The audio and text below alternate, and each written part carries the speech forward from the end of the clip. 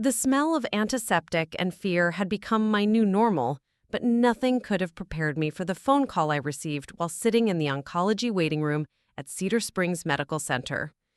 My phone buzzed, and I saw my brother Kevin's name flash across the screen. I almost didn't answer, knowing he only called when he needed something, but something made me swipe to accept. Before we jump back in, tell us where you're tuning in from, and if this story touches you, make sure you're subscribed, because tomorrow I've saved something extra special for you. Hey, Sophia, just wanted to let you know we took care of that car situation for you. His voice carried that fake cheerful tone he used when he was about to drop bad news. What car situation? I asked, my stomach already sinking. The other patients in the waiting room glanced over as my voice rose slightly. Your Honda, obviously. Mom and I figured since you can't drive right now with all the chemo and stuff, we'd help you out. Got a great price for it, too. The world seemed to tilt sideways. My 2019 Honda Accord wasn't just a car, it was my independence, my way to get to work once I was cleared to return, my escape when the walls of my small apartment felt like they were closing in during treatment. More importantly, it was fully paid off, one of the few things in my life that was entirely mine after years of struggling to establish myself as a graphic designer in Portland. You sold my car? The words came out as barely a whisper. Kevin, please tell me you're joking. But I already knew he wasn't. My brother had never been good at jokes, just at making decisions that benefited him while leaving everyone else to deal with the consequences. Look, Soph, you're being dramatic. You're sick, you can't drive, and honestly, you needed the money for medical bills anyway. We put the cash in Mom's account for safekeeping. You know how you get with spending. How I get with spending? As if my careful budgeting and responsible financial planning were character flaws? As if the woman who had saved enough to buy a reliable car outright at 26 was somehow fiscally irresponsible? My name was called for my appointment, but I couldn't move. Kevin, that car was in my name. How did you even... But he had already hung up. I sat there, bald head covered by the soft beanie my coworker had crocheted for me, trying to process what had just happened. Around me, other cancer patients waited with varying degrees of hope and exhaustion etched on their faces, and I wondered if any of them had family members who would steal from them during the most vulnerable time of their lives. The appointment with Dr. Martinez felt like a blur. She delivered more good news about my treatment progress, but I could barely focus. All I could think about was getting home to figure out how my family had managed to sell a car that didn't belong to them. When I finally made it back to my apartment, I immediately called the DMV, then my insurance company, Progressive. That's when the first piece of the puzzle clicked into place. Ms. Chen, the insurance representative said, her voice professional but concerned. I show that you filed a claim for total loss due to accident. The payout was processed and sent to the address on file. Total loss? Accident? I had done no such thing. My car had been parked safely in my parents' driveway since I'd started the intense phase of chemotherapy that left me too weak and nauseous to drive. The next morning, I woke up with a clarity that had been missing since my diagnosis 4 months earlier. Maybe it was the anger burning away the chemo fog. Or maybe it was finally having something concrete to focus on besides my illness. But I felt more like myself than I had in weeks. I called my parents' house, and my mother answered with that overly sweet voice she used when she knew she was in trouble. Sophia, honey, how are you feeling today? We were just talking about you. I'm sure they were, probably figuring out how to spin their theft into an act of love and concern. Mom, I need you to explain to me exactly what happened to my car. The silence stretched long enough that I wondered if the call had dropped. Finally, she sighed in that martyred way she'd perfected over the years. Your brother thought it would be easier if we handled things while you focused on getting better. The car was just sitting there and you have so many medical bills piling up. Easier for whom? I wondered. Certainly not for me, the person who now had no transportation and apparently no say in my own financial decisions. Mom, the insurance company says you filed a claim for an accident. What accident? Another pause. Well, Kevin might have had a little fender bender while he was moving the car. Nothing serious, but the repair costs were due to be more than it was worth, so we just... She trailed off, but I could fill in the blanks. Kevin had crashed my car. They'd decided it was totaled rather than pay for repairs. collected the insurance money, and pocketed the cash while telling me they'd sold it to help me out. "Where's the insurance money, Mom?" My voice was steady now, the kind of calm that comes right before a storm. "It's safe, honey. We put it aside for your medical expenses. You don't need to worry about any of this right now. Just focus on getting well." But I was done letting other people manage my life under the guise of helping me. I was done being treated like a child because I was sick. That afternoon, I called Progressive back and requested a full copy of my claim file. What I discovered made my blood run cold, in spite of the fever that had been my constant companion for 4 months. The claim hadn't just been filed in my name. Someone had forged my signature on multiple documents. The photos submitted showed significant front-end damage to my car, but the location listed was nowhere near my parents' house. The accident had allegedly occurred on Interstate 205, and the other driver involved had also filed a claim. I spent the next 3 days, between chemo sessions that left me exhausted and nauseous, piecing together what really happened. Kevin hadn't just borrowed my car and accidentally damaged it. He'd taken it without permission, gotten into what appeared to be a significant accident, while likely under the influence. The police report I requested showed he'd been cited for reckless driving, and then conspired with my mother to cover it up by filing fraudulent insurance claims. The worst part wasn't even the money, though the insurance payout had been substantial enough to cover my car loan, if I'd still had one, plus several thousand extra. The worst part was discovering that this wasn't their first rodeo.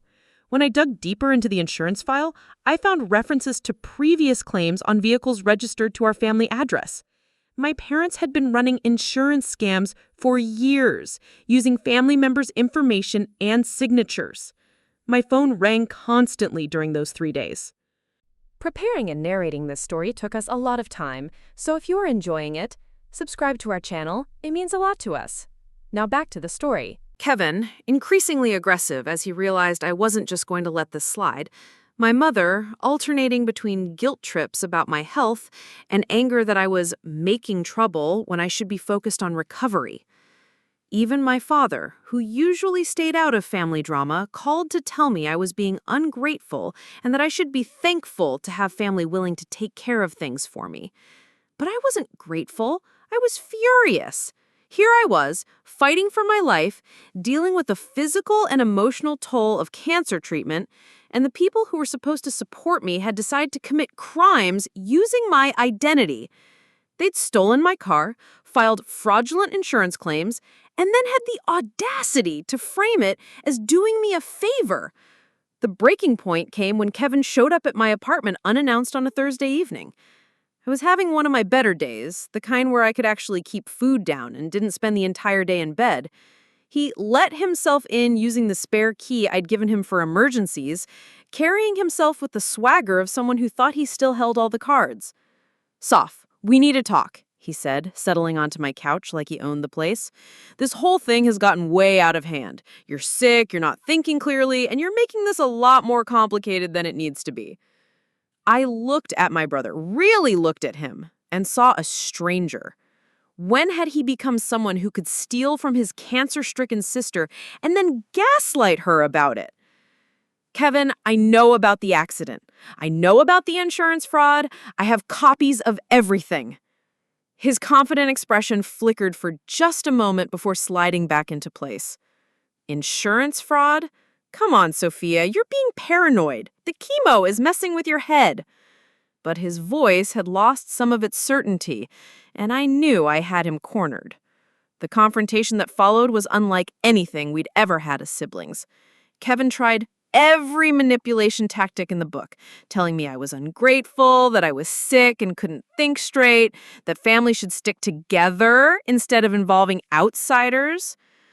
When those didn't work, he switched to threats, telling me that if I pursued this, I'd destroy the family and end up with nothing.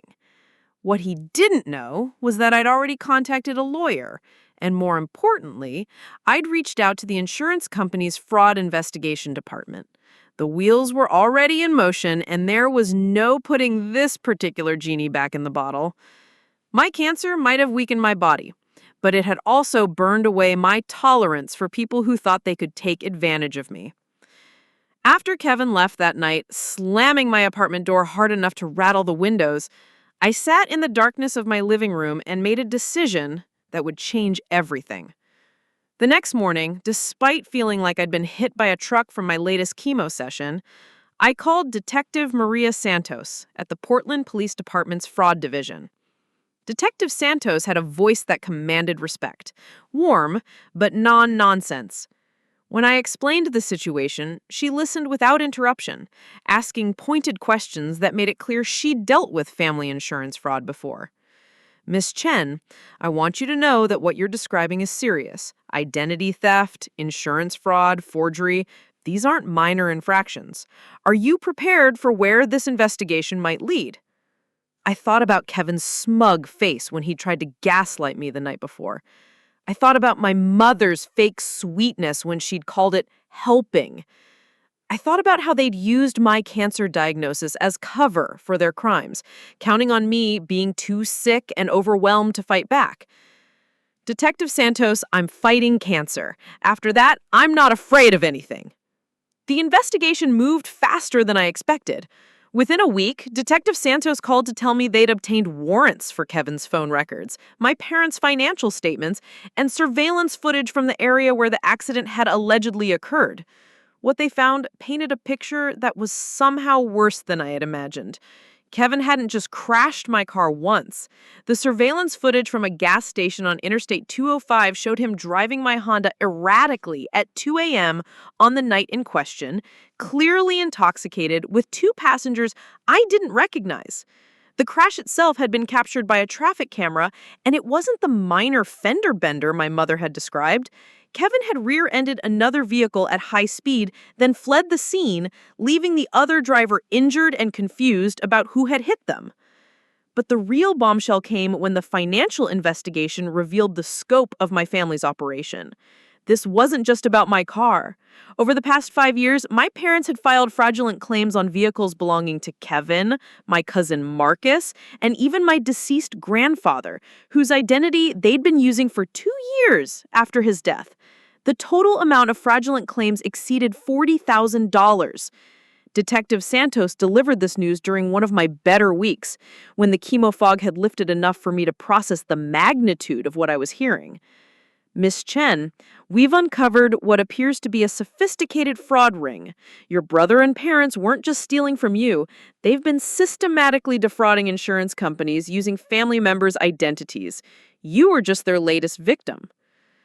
The betrayal cut deeper than any physical pain I'd experienced during treatment. These people had watched me struggle through the darkest period of my life, had sat by my hospital bed during my surgery, had brought me soup when I was too nauseous to eat, all while planning to steal from me. They'd used my trust, my love, and my illness as weapons against me. My phone started ringing constantly after Detective Santos contacted them for questioning. First my mother, hysterical and claiming they never meant to hurt me. Then Kevin, alternating between rage and desperate bargaining. Soph, you're going to destroy this family over money. Is that really what you want? Mom's reputation, Dad's business, my future. You're willing to sacrifice all of that? The answer was yes. I was willing to sacrifice their comfort for my dignity. I was willing to prioritize justice over keeping the peace. Cancer had taught me that life was too short to spend it protecting people who saw my vulnerability as an opportunity. My father, who had remained silent throughout the initial investigation, finally called me on a Tuesday evening while I was preparing for another round of treatment. His voice was different than I'd ever heard it before, stripped of the authoritative tone he'd used throughout my childhood. Sophia, we made a mistake, a big mistake, but we're family. Surely we can work this out without involving the police. Dad, you didn't make a mistake. You committed crimes, multiple crimes, using my identity, while I was fighting for my life. The silence stretched between us, filled with 30 years of complicated history. I need you to understand something. I'm not the same person I was before cancer. I don't have the luxury of pretending anymore, of keeping quiet to avoid conflict. When you have to fight your own body every day, fighting other battles becomes a lot less scary. The legal proceedings unfolded over the next several months, running parallel to my cancer treatment in a way that was both exhausting and oddly empowering. Some days I'd go from a chemo infusion directly to meetings with prosecutors, my bald head covered by colorful scarves that my real friends, not my family, had given me. The contrast wasn't lost on anyone involved in the case. Assistant District Attorney Jennifer Walsh became an unexpected ally during this process. A sharp woman in her 40s who specialized in white-collar crime understood that this case wasn't just about money. Sophia, what your family did represents a particular kind of cruelty. They didn't just steal from you financially, they stole your agency during the most vulnerable time in your life. That matters in how we prosecute this case. The evidence was overwhelming. Kevin's phone records showed text conversations with friends about borrowing my car for a night out. My mother's banking records revealed deposits that corresponded exactly with insurance payouts. Most damning of all were the forged documents. My signature had been copied so poorly that a handwriting expert barely needed 5 minutes to confirm the fraud. As the investigation deepened, more family secrets emerged. My parents had been struggling financially for years, taking out loans against their house and maxing out credit cards to maintain their lifestyle. Kevin, despite being 32, had never held a steady job and had gambling debts that my parents had been covering. The insurance fraud had started as a way to pay off his debts, but had escalated into a regular source of income. The community reaction was swift and brutal. My parents lived in a small neighborhood where everyone knew everyone else's business, and news of the fraud charges spread quickly. My father's accounting practice, built over 20 years of careful reputation management, began hemorrhaging clients. My mother, who had been active in local charity organizations, quietly resigned from her positions rather than face the questions. Kevin tried one last desperate move, showing up at my oncology clinic during one of my appointments. The nurses, who had become protective of me over months of treatment, called security before he could even reach the waiting room.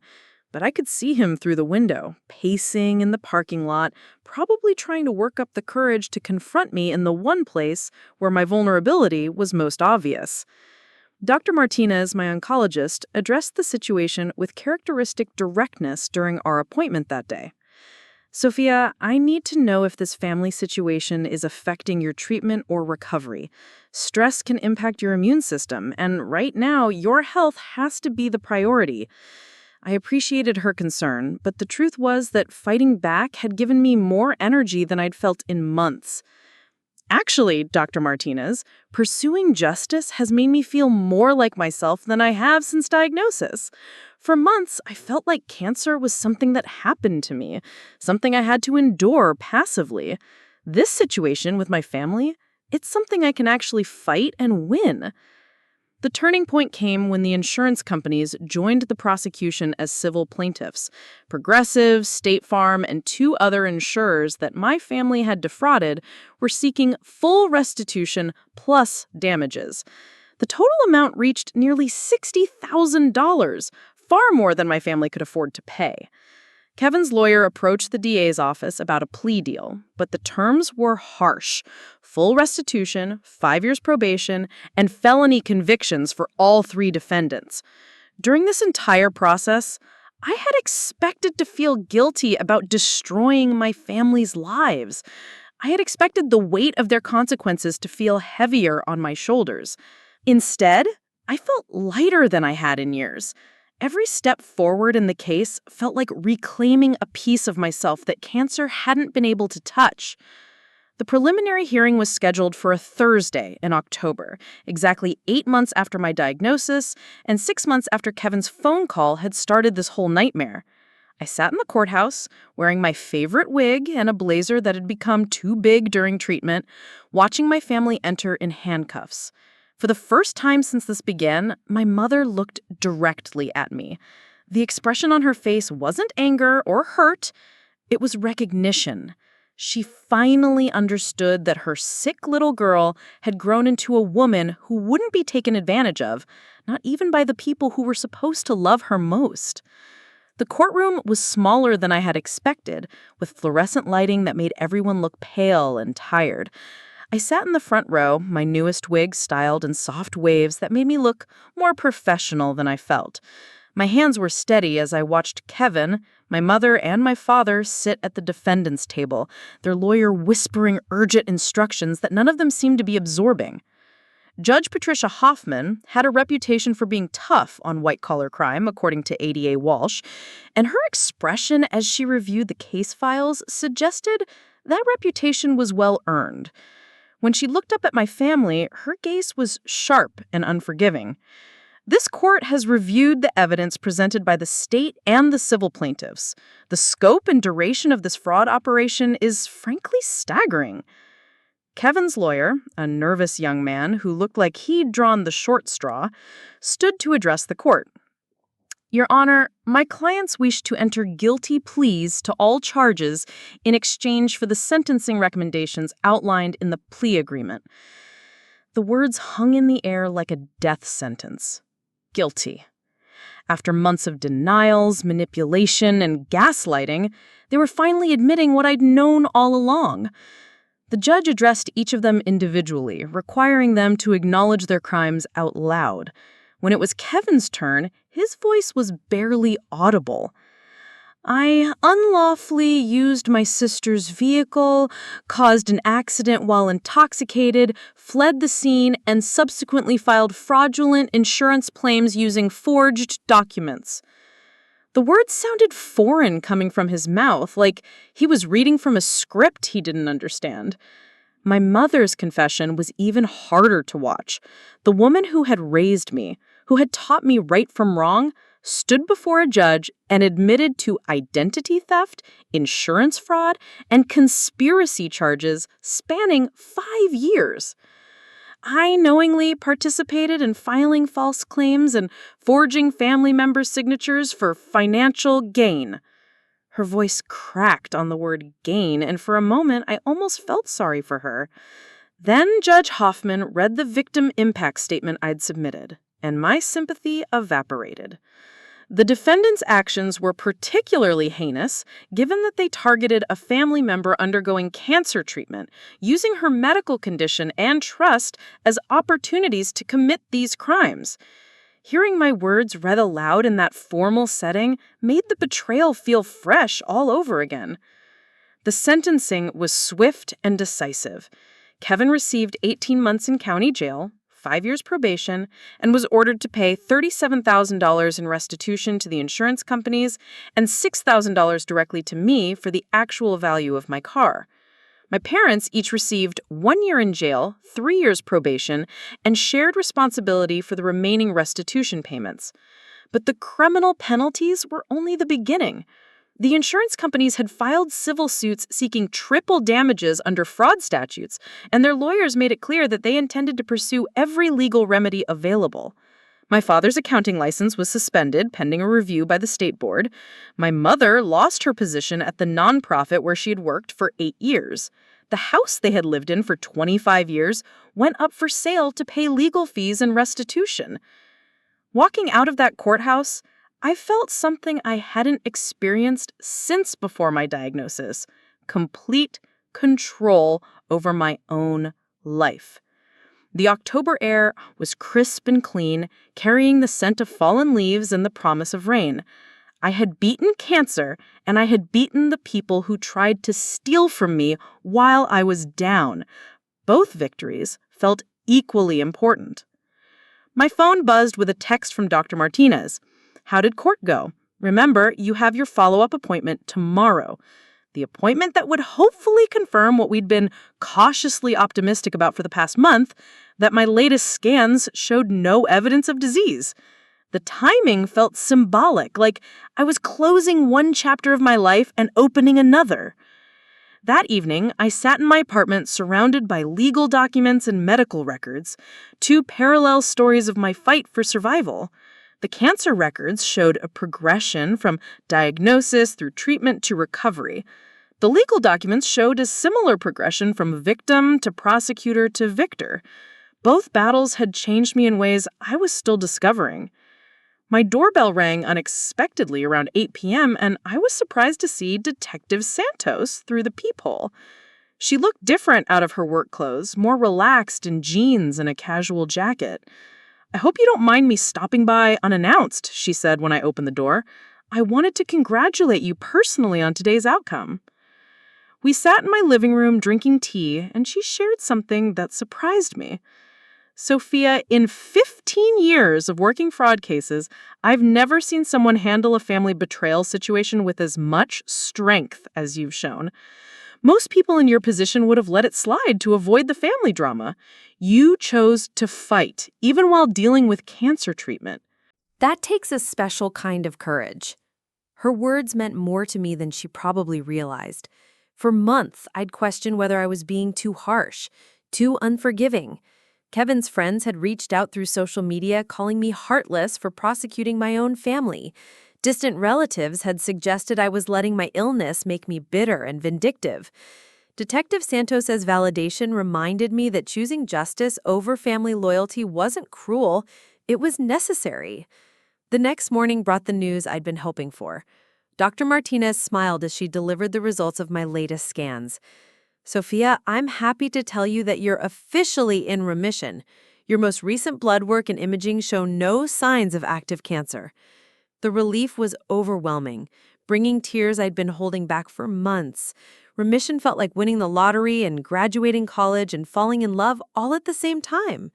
But unlike those other milestones, this one came with the knowledge of how quickly everything could change, how precious normal moments really were. I celebrated by doing something I'd been dreaming about for months. I went car shopping. The Honda dealership in Beaverton had a certified pre-owned Accord that was almost identical to the one Kevin had destroyed. Same color, same model year, even the same interior features. When I signed the financing papers with my own name, using money I'd earned and saved myself, it felt like reclaiming something important that had been stolen from me. The salesperson, a kind woman named Patricia, who'd listened patiently to my story about needing to replace a car that had been in an accident, handed me the keys with a knowing smile. "Sometimes a new car represents more than just transportation," she said. "Sometimes it represents a fresh start." Driving off the lot in my replacement vehicle, I felt a sense of completion that had been missing for almost a year. The car smelled like new leather and possibility. The radio worked perfectly, the air conditioning was crisp, and the engine hummed with the reliability that had made me choose Honda in the first place. Over the following weeks, life began to settle into a new normal. My hair was growing back, dark and curly in a way it had never been before cancer. My energy was returning gradually, allowing me to take on new freelance projects and rebuild the graphic design business I'd put on hold during treatment. The legal victories had given me confidence I'd never possessed before, a sense that I could handle whatever challenges came my way. 6 months later, I received a call from ADA Walsh with an update that surprised me. Kevin had violated his probation by failing to make his restitution payments, choosing instead to spend money on gambling. He was back in jail, this time for a full year, and the remaining money he owed me would be garnished from any future employment. My parents had moved into a small apartment across town, both working part-time jobs to pay their legal obligations. My father's accounting practice was finished, his reputation destroyed by the criminal convictions. My mother had aged dramatically over the past year, looking frail and defeated whenever I glimpsed her at the grocery store or post office. I felt no satisfaction in their downfall, but I felt no guilt either.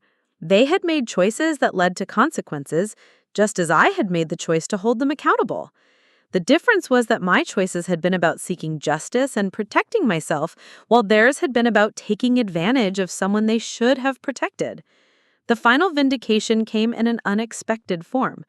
Channel 8 News ran a story about insurance fraud in Oregon, using my case as an example of how family members often target vulnerable relatives. The reporter, Michelle Torres, had reached out to me for an interview, and I'd agreed to participate with my identity protected. Sitting in that studio, wearing my favorite scarf and speaking into the camera about the importance of fighting back against financial abuse, I felt like I'd come full circle. The shy, sick woman who was too weak to fight back a year ago had been replaced by someone stronger, someone who understood that survival meant more than just beating cancer. It meant refusing to let anyone diminish your worth or steal your dignity, even if they shared your DNA. The story aired on a Tuesday evening in spring, exactly 1 year after Kevin's phone call had changed everything. I watched it from my couch, healthy and whole and completely at peace with the choices I'd made. My family had sold my car while I had cancer, thinking I was too sick to fight back. They'd learned, too late, that illness had made me stronger, not weaker.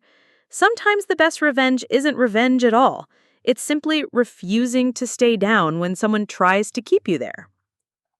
2 years have passed since that phone call changed everything, and I'm sitting in my new office space, a bright corner unit in downtown Portland that I lease for my thriving graphic design company. The walls are decorated with awards from local business organizations, certificates recognizing my work with cancer support nonprofits, and a framed newspaper clipping from that Channel 8 interview that started a conversation about elder abuse and family fraud across the Pacific Northwest. My hair has grown back thicker and healthier than it ever was before cancer, styled in a confident bob that frames a face that looks older and wiser than my 28 years. The monthly oncology checkups have been replaced by annual screenings, each one confirming what I already know in my bones. I am healthy, I am whole, and I am exactly where I'm supposed to be. Last month, I received an unexpected letter forwarded from my old apartment address. The return label showed the Oregon Department of Corrections, and inside was a handwritten note from Kevin. His handwriting was shakier than I remembered, probably from whatever job they'd assigned him in prison. The letter was 3 pages of apologies, explanations, and requests for forgiveness that felt hollow and rehearsed, like something his counselor had suggested he write as part of a rehabilitation program. He claimed to understand now how much he'd hurt me, how wrong it was to steal from a cancer patient, how addiction and desperation had clouded his judgment. The words might have meant something if they'd come earlier, before the investigation, before the trial, before the consequences forced his hand. But reading them now, they felt like another manipulation, another attempt to make his problems mine to solve. I threw the letter away without responding. Some bridges, once burned, are meant to stay that way. Some people forfeit their right to your forgiveness when they choose to exploit your darkest moments. I learned during cancer treatment that not every relationship is worth saving, that sometimes the healthiest choice is to let toxic people fade from your life completely. My parents drive past my office building sometimes. I've seen them through my window, my mother pointing up at my floor, probably wondering if I ever think about them, if I ever regret the choices that led us here. The truth is, I do think about them, but not with regret. I think about them as a cautionary tale, as a reminder of what happens when you prioritize appearing successful over being honest, when you see family members as resources rather than relationships. The money from the restitution payments comes irregularly, small amounts garnished from their minimum wage jobs that barely cover their own survival. I don't spend it on myself anymore. Instead, every payment goes into a fund I've established for cancer patients dealing with financial abuse from family members, because my story, as unique as it felt while I was living it, turned out to be disturbingly common. The nonprofit work has become as important to me as my business success. Speaking at support groups, consulting with attorneys who represent vulnerable clients, helping other people recognize the signs of exploitation before it's too late. Each person I help feels like another victory, another way to transform something terrible into something meaningful. Today marks exactly 2 years since my remission diagnosis, and I'm celebrating by taking my new car on a road trip to the coast. The Honda has 40,000 miles on it now. Reliable and steady, taking me wherever I want to go without asking permission from anyone else. This evening, I'll watch the sunset over the Pacific Ocean, breathing salt air and feeling grateful for every ordinary moment that cancer taught me not to take for granted. Tomorrow, I'll drive home to the life I built from the ashes of betrayal and illness, to the business I created with my own hands, and to the relationships I've chosen based on mutual respect rather than shared DNA. I will return to a life where I am valued for who I am, not what I can provide to others, where my worth isn't measured by my willingness to be taken advantage of.